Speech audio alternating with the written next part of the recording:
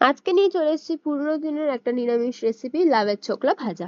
তো এখানে লাউয়ের যে ছোকলাগুলো আছে সেগুলো একদম কুচি কুচি করে কিন্তু এখানে আমি কেটে নিয়েছি, বেশি মোটা করা যাবে না। আর এখানে নিয়ে নিয়েছি আলু, যেটাকে একটু বড় বড় সাইজ করে আমি কেটে নিয়েছি।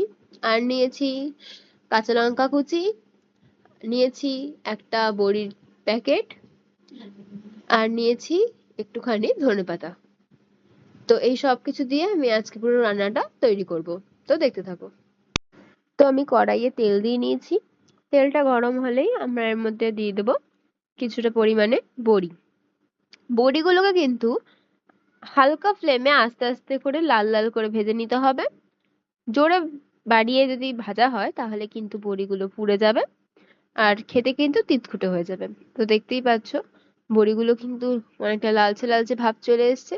তো যে দিকটা ভাজা হয়নি সেই দিকটা আমরা কিন্তু একটু উল্টে পাল্টে ভেজে নেব।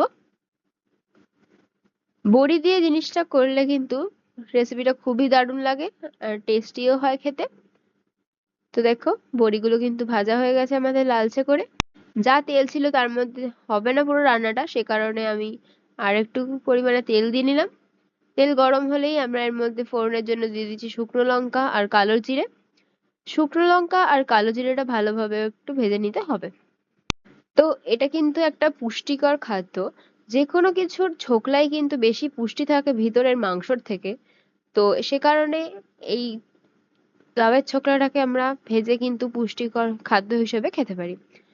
তো দেখো ফোড়ন ভাজা হয়ে গেছে, তো এবার তার মধ্যে আমরা দিয়ে দিলাম কেটে রাখা আলুগুলো।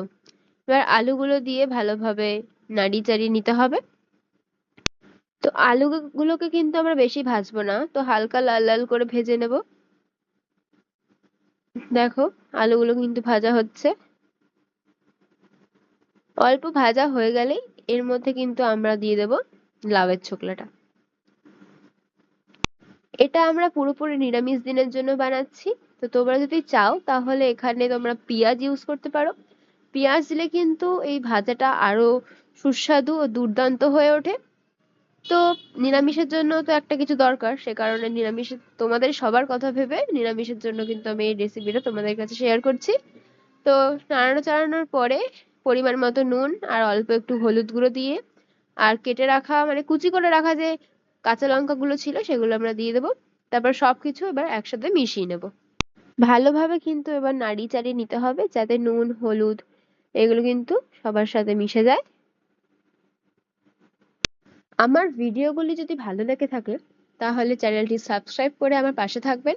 আর প্রত্যেকটি ভিডিও নোটিফিকেশন পেতে গেলে আমার চ্যানেলটি সাবস্ক্রাইব করার সাথে সাথে পাশে যে বেল আইকনটি উঠে আসবে সেখানে ক্লিক করে আমার পাশে থাকবেন। তো দেখো একটুখানি ঢাকা দিয়ে তারপরে ঢাকনাটা উঠিয়ে কিন্তু আমি আরেকবার নেড়ে নিচ্ছি। তো ঢাকা দিয়ে নিয়েছি এই কারণেই যাতে আমার রান্নাটা ভালোভাবে তাড়াতাড়িও হয়ে যায় আর যে সবজিগুলো আছে সেগুলো যেন সিদ্ধ হয়ে যায়। তো একটু নেড়েচেড়ে নেওয়ার পর এর মধ্যে কিন্তু আমরা অ্যাড করব ভেজে রাখা বড়িগুলো।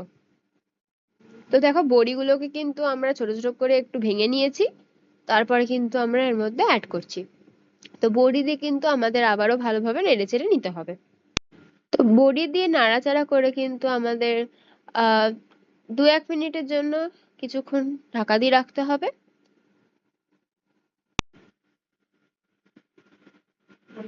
তো বড়িগুলো কিন্তু ভালোভাবে মিশিয়ে নেওয়া হয়ে গেছে।